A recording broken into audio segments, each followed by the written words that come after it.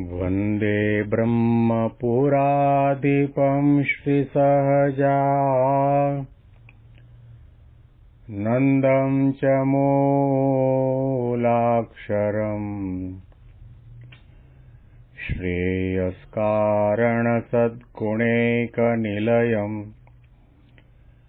श्रीप्रागजिह्वावत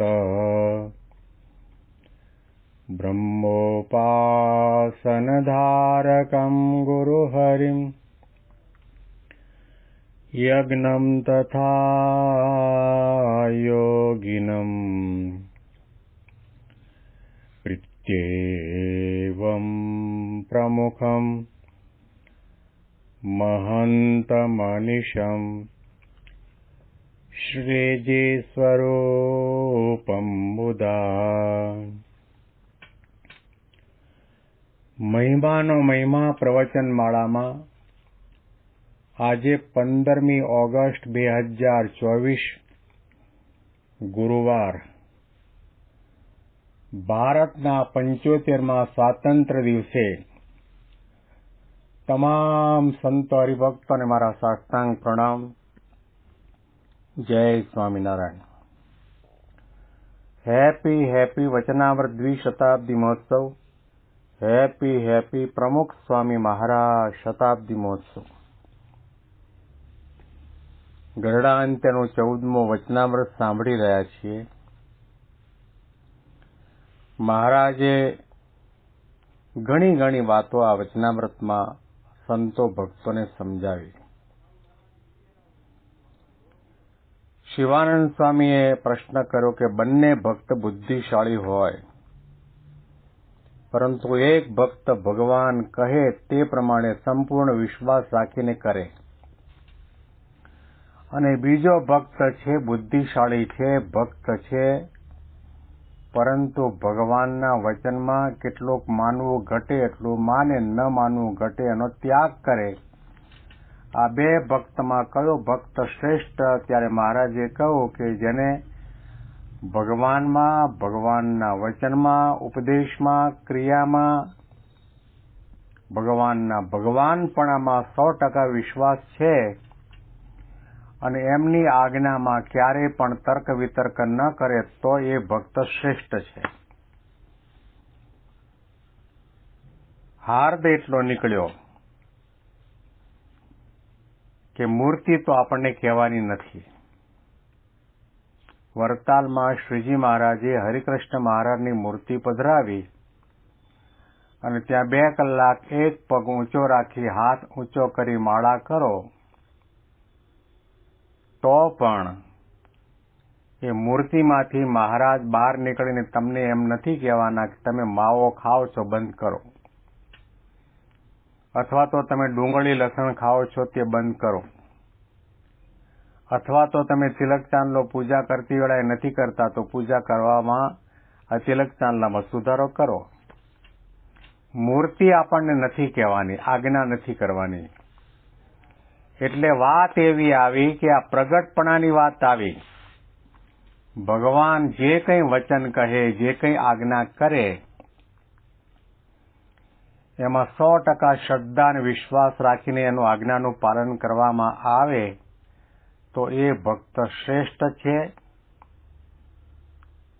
દાદા ખાચરના દરબારની અંદર દાદા બાપુ સવારના હજામત કરાવવા માટે બેઠા હતા. હજામત કરાવવા માટે હજામને વાળંદને ઘેર પોતાના દરબારમાં બોલાવેલો, અને તે વખતે મહારાજે ભગુજીને કે મૂળજી બ્રહ્મચારીને કહ્યું, દાદા ખાચાને બોલાવી લાવો. એ ઉતાવળા ચાલતા દરબારમાં આવીને જોયું તો દરબારના આંગણાની અંદર હજામ દાદા ખાચરની હજામત કરતો હતો. ત્યાં આવીને કહ્યું, મહારાજ બોલાવે છે. અડધી હજામત થઈ હતી, અડધી બાકી હતી. પેલા વાળંદને કહ્યું કે ઉભો રહે. વાળંદે કહ્યું, બાપુ હવે અડધી હજામતમાં બીજી 5 મિનિટ લાગશે, અને આવી રીતે અડધી હજામતથી ઊભા ન થવાય ને કેવા લાગો તમે. દાદા ખાચરે વાળંદને કહ્યું, તને ખબર છે મને કોણ બોલાવે છે? બોલાવવાવાળો આ દુનિયાનો કોઈ સામાન્ય માણસ નથી. અક્ષરધામના અધિપતિ પરબ્રહ્મ સહજાનંદ સ્વામી મહારાજ છે. એ અડધી હજામાં તે દોડતા દોડતા મહારાજ પાસે ગયા, પ્રણામ કરીને કહ્યું, મહારાજ શું આજ્ઞા છે? વચનમાં લેશ માત્ર પણ શંકા કુશંકા નહીં કે ચાલો પછી પાડીશું ને પછી જઈશું, એવું નહીં.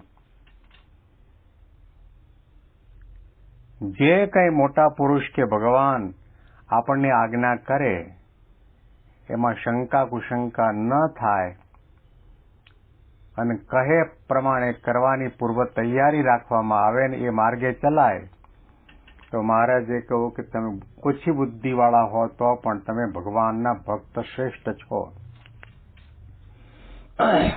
હવે આગળનો પ્રશ્ન આપણે વાંચીએ છીએ.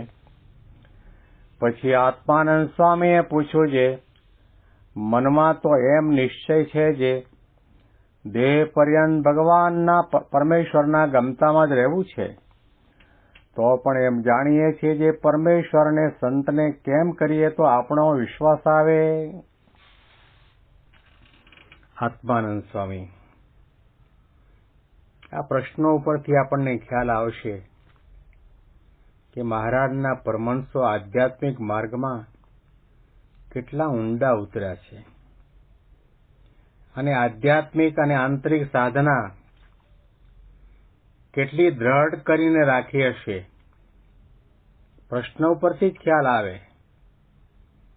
મહારાજને પૂછવામાં આવ્યું, મનમાં તો એવો નિશ્ચય રહ્યા કરે છે કે દેહના છેલ્લા શ્વાસ સુધી ભગવાનના ગમતામાં જ રહેવું છે, તો પણ મનમાં એવી ઈચ્છા રહ્યા કરે કે ભગવાન અને સંતને આપણે એવું કયું જીવન જીવીએ તો આપણામાં ઉપર એમને વિશ્વાસ આવે. આપણને કદાચ ભગવાનમાં અને સંતમાં ઓછા વધતા પ્રમાણમાં વિશ્વાસ, પણ સંત અને ભગવંત અને આપણા ઉપર વિશ્વાસ છે. આગળ બેઠા હોઈએ, સોફામાં બેઠા હોઈએ, મોટો રૂપિયા જેવડો ચાંદલો કરીને બેઠા હોઈએ, પણ સંત અને ભગવંત અને આપણા ઉપર વિશ્વાસ છે કે આને હું કંઈ પણ આજ્ઞા કરીશ અથવા તો એના સ્વભાવનું, એના પંચ વિષયનું, એના ગમા અણગમાનું ખંડન કરીશ તો એને ગમશે કે નહીં ગમે એવો વિશ્વાસ નહીં. 17 વખત વિચાર કરવો પડે કે આને કહીશ તો ખોટું તો નહીં લાગે ને, સત્સંગમાંથી પાછો તો નહીં પડી જાય ને. બહુધા આપણે સૌ કોઈ આપણી છાતી ઉપર હાથ રાખીને તપાસ કરીશું અને પ્રશ્ન પૂછીશું કે મહંત સ્વામી કે પ્રમુખ સ્વામી કે સદગુરુ સંતો આપણને કઈ આજ્ઞા કરે અથવા આપણું ઘસાતું બોલે, આપણી ભૂલ બતાવે, આપણને વઢે ટોકે, આપણા વિષયનું ખંડન કરે, આપણે બધા રંગ રાગ કરીને આવ્યા હોઈએ અને એનું ખંડન કરી આપણને ગમશે ખરું? 100% આપણા અંતરમાંથી જવાબ આવશે કે એ આપણને નહીં ગમે. અને 100% એ વાત પણ સાચી છે કે મોટા પુરુષ ક્યારેય પણ જીવને સત્સંગમાંથી પાછું પડે એવું કહેતા જ નથી. એને બળ મળે, હિંમત પડે, આગળ વધે એવી પ્રકારે જ એનું રાખ રખાવટ કરે, સરભરા કરે, સારો ઉતારો આપે, એને ત્યાં પધરામણી કરવા જાય, એના કહેવા પ્રમાણે કોડની અંદર બાંધેલા ગાય, ભેંસ, બળદ એના હાથ શરીર ઉપર હાથ પણ ફેરવે, દીકરા દીકરીના લગ્ન પ્રસંગ હોય, વાસ્તુવિધિ હોય, એની અંદર પણ એને રાજી કરવા માટેના જ પ્રયત્ન કરે.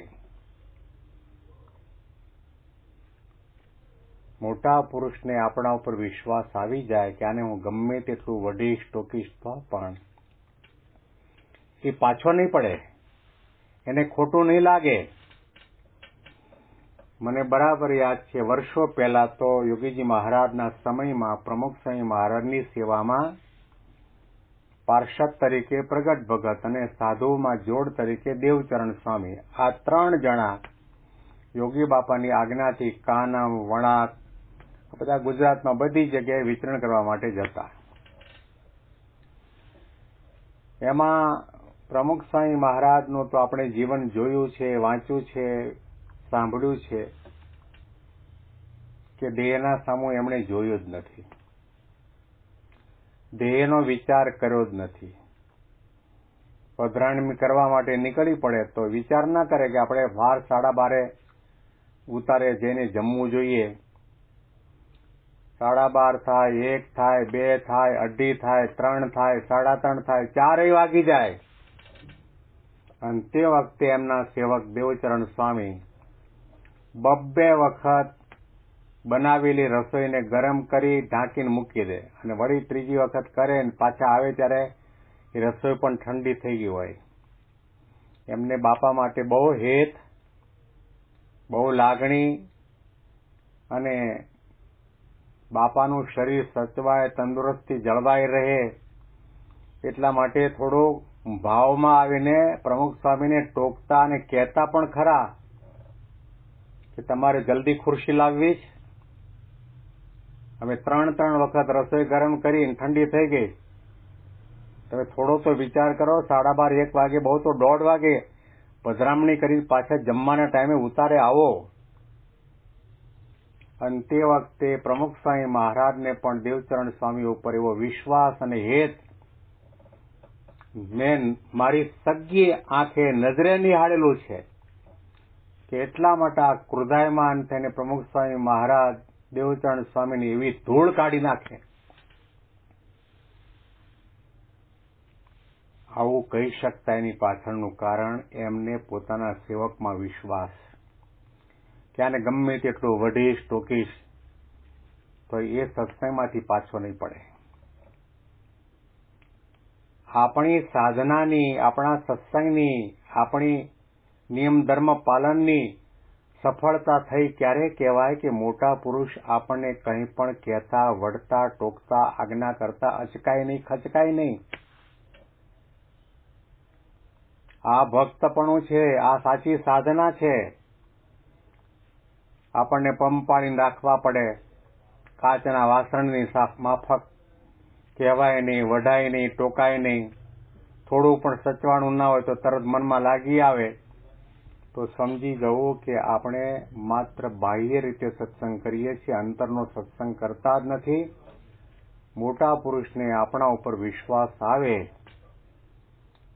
અને ધડ કરતી આજ્ઞા કરી દે કે તમે 5 વર્ષ સુધી કોઈ સત્સંગ મંડળમાં જશો નહીં, ઉત્સવ સમયમાં આવશો નહીં અને 5 વર્ષ સુધી અમારા દર્શન માટે પણ આવશો નહીં. જ્યાં સુધી અમે તમને આજ્ઞા ન કરીએ ત્યાં સુધી તમારે સત્સંગમાં આવવાનું નહીં, ઉત્સવ સમયમાં આવવાનું નહીં, અમારા દર્શન માટે પણ આવવાનું નહીં. આવી આજ્ઞા કરે ત્યારે સમજો કે મોટા પુરુષને આપણામાં વિશ્વાસ છે કે આને હું આવી આજ્ઞા કરીશ તો પણ એ સત્સંગમાંથી પાછો નહીં પડે, એની નિષ્ઠામાં ઘસારો નહીં આવે, એને અભાવ ગુણ નહીં આવે. આવી પરિસ્થિતિ, આવી ભૂમિકા આધ્યાત્મિક માર્ગમાં આપણે સિદ્ધ કરી શકીએ ત્યારે સમજો કે આપણે ભગવાનને ભગવાન અને ગુરુને ગુરુ તરીકે જાણ્યા છે. આના અનુસંધાનમાં વિશેષ વાતો આપણે આવતીકાલે સાંભળીશું. તમામ સંતો હરિભક્તોને મારા સાષ્ટાંગ પ્રણામ. જય સ્વામિનારાયણ.